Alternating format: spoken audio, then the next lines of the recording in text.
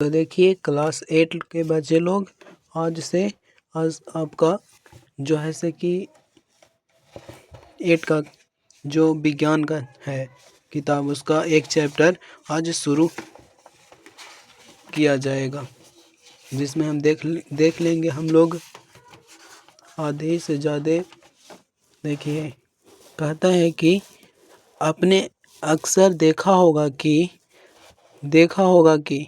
कुछ पदार्थ तो अत्यधिक अज्वलनशील होते हैं, कुछ प्रयास करने पर भी जलाए जा सकते हैं। कहता है कि कुछ प्रयास करिएगा, आप रगड़िएगा तो जल सकता है। यानी घर्षण, कोई वस्तु है मान लीजिए ये और ये दोनों को अगर आप टकराइएगा तो चिंगारी उत्पन्न होगी। तो क्या होगा, ये आपस में जलने का कोशिश करेगा। फिर कहता है कि कुछ पदार्थों को जलना संभव नहीं होता। अब देखिए ईटा बालू को ले लीजिए, अब ईटा बालू जलेगा जी? नहीं जलेगा, गर्म हो जाएगा। इसकी जांच करने के लिए पुआल मैंने पोरा कह रहा है, माचिस की तिल्ली को लीजिए, माचिस की तिल्ली, मिट्टी का तेल, कागज, पत्थर के टुकड़े, कोयले के टुकड़े एकत्र कीजिए और अपने शिक्षक महोदय यानी अपने जो शिक्षक हैं उनके पास देख रेख में इन पदार्थों को एक कर जलाइए। यदि पदार्थ जलता है तो उसे दाहे और नहीं जलता है तो उसे अदाहे। तो मान लीजिए कि दाहे यानी जो जलता है, कोची बोल रहा है, जो जलता है वो दाहे यानी पुआल, यहाँ पे पुआल जलता है तो पुआल में कोची मारेंगे, जलता है तो ये हो जाएगा इसमें नो। फिर बालू क्या है, नहीं जलता है, ये नहीं जलता तो ऐसा होगा तो ये सही है। फिर पत्थर है, नहीं जलता है, तो ये हो जाएगा। फिर देखते हैं लकड़ी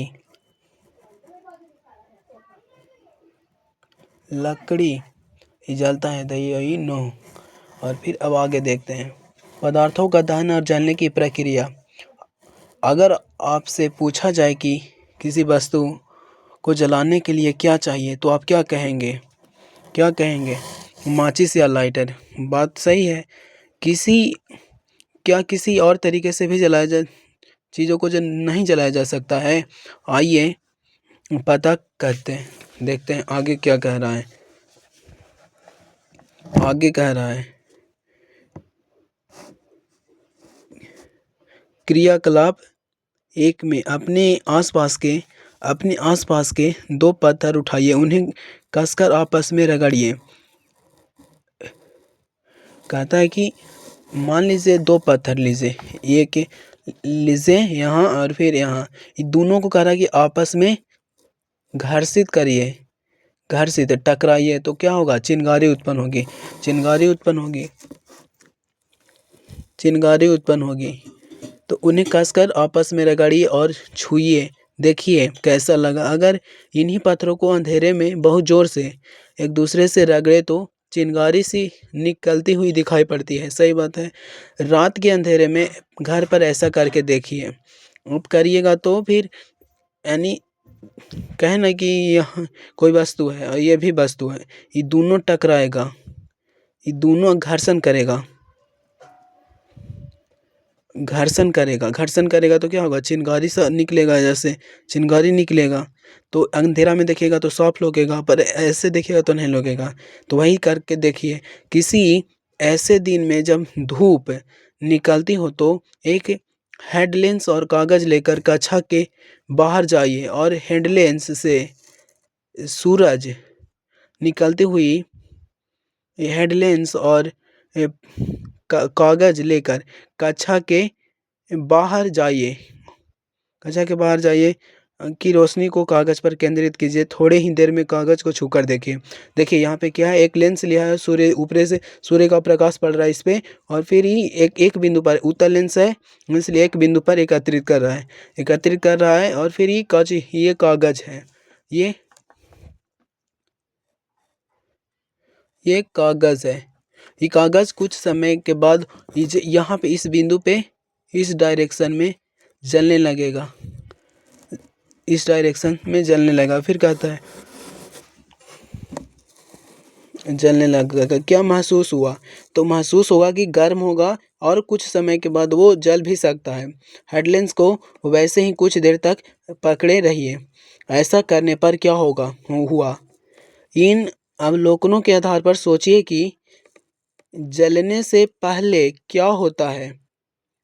किसी चीज के जलने के लिए हमें ऊष्मा या गर्मी की, सही बात है, जब ऊष्मा उत्पन्न नहीं होगा तो कैसे जलेगा कोई वस्तु।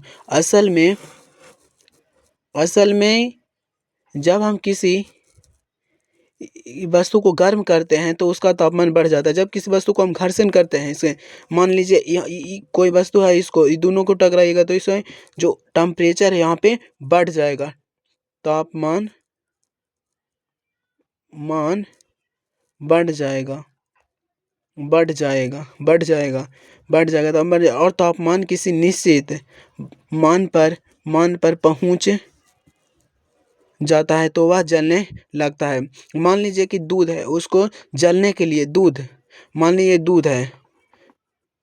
दूध इसको जलने के लिए कितना, यानी 100 डिग्री सेल्सियस चाहिए, तभी ये दूध गर्म होगा। क्या आपने कभी ध्यान दिया है कि माचिस की तीली अपने आप क्यों नहीं जल सकती है? क्या उसकी सहजता से कोई कागज जल जाता है, उसकी उतनी ही आसानी से कोई काठ का लकड़ी या टुकड़ा, दोनों एक ही है, टुकड़ा भी जल जाएगा। वह न्यूनतम तापमान जिस पर पहुंचने के बाद कोई पदार्थ जलने लगता है उसे हम ज्वलन ताप कहते हैं, यानी इग्निशन टेम्परेचर कहते हैं। जब को देखिए, कह रहा है कि वह तापमान, मान लीजिए कि तापमान किसी का निर्धारित नहीं है, वह तापमान जिस पर पहुंचने के बाद, मान लीजिए दूध है, बताएं आगे कि दूध है, इसको 100 डिग्री चाहिए, दूध है तो इसके 99 रहेगा तो ये नहीं खोलेगा, 100 जैसे होगा ये खोलना स्टार्ट होगा। तो वही बोल रहा है, वह तापमान जिस पर पहुंचने के बाद कोई पदार्थ जलना शुरू कर देता है उस पदार्थ का ज्वलन ताप कहलाता है। इसमें जो उत्पन्न होगा, जो टेम्परेचर इसका आएगा, वही ज्वलन ताप, इग्निशन टेम्परेचर इसको कहते हैं, इग्निशन टेम्परेचर। याद रखिएगा, इसको परीक्षा के लिए इम्पोर्टेंट है। जब तक कोई पदार्थ का तापमान इस मान से कम रहेगा वह नहीं जलेगा। हम बताएं कि नहीं होगा उसमें कुछ परिवर्तन। अलग अलग पदार्थों का ज्वलन ताप अलग अलग होता है। जो कहा गया यहाँ पे कहता है कि किसी पदार्थ को जलाने के लिए कम तापमान तक गर्म करना पड़ता है। फिर आगे देखते हैं, देखिए कहता है और किसी को ज़्यादा तापमान, हाँ कोई वस्तु है, मान लीजिए कि अगर हमको मिट्टी के तेल को जलाना है तो बहुत कम टेम्परेचर पे जल जाएगा, और फिर अगर हमें पानी को गर्म करना है तो उसके लिए हमें तापमान चाहिए। तो वही कहता है पदार्थों का ज्वलन ताप उसके प्राकृतिक पर निर्भर करता है। सही बात है, उसके प्राकृतिक पर निर्भर करता है। फिर कहता है कि गर्मियों के मौसम में बहुत अधिक गर्मी पड़ने पर कुछ स्थानों में सूखी घास, जंगलों में अक्सर आप लोग देखते होंगे कि सूखी घास आग पकड़ लेते हैं, जिसे पूरा जंगल आग की लपेट में आ जाता है, जिसे दावानल कहते हैं। ये दावानल कहते हैं। ये बहुत इंपॉर्टेंट है, परीक्षा में कई बार पूछा है। वह पदार्थ जिसका ज्वलन ताप कम होता है आसानी से आग पकड़ लेता है। कभी कभी माचिस की तीली ऐसे ही स्टोव स्टोव के बर्नर के बगल में आग की ज्वाला से दूर रखे रहने पर भी आग पकड़ लेता है। मानिए कि घर पे चूल्हा वूल्हा होगा तो उसके अगल बगल में रखने पर वो आग पकड़ सकता है। किसी भी पदार्थ का ज्वलन ताप उस पदार्थ की रासायनिक प्रकृति पर निर्भर करता है। बिल्कुल सही कहा है। निर्भर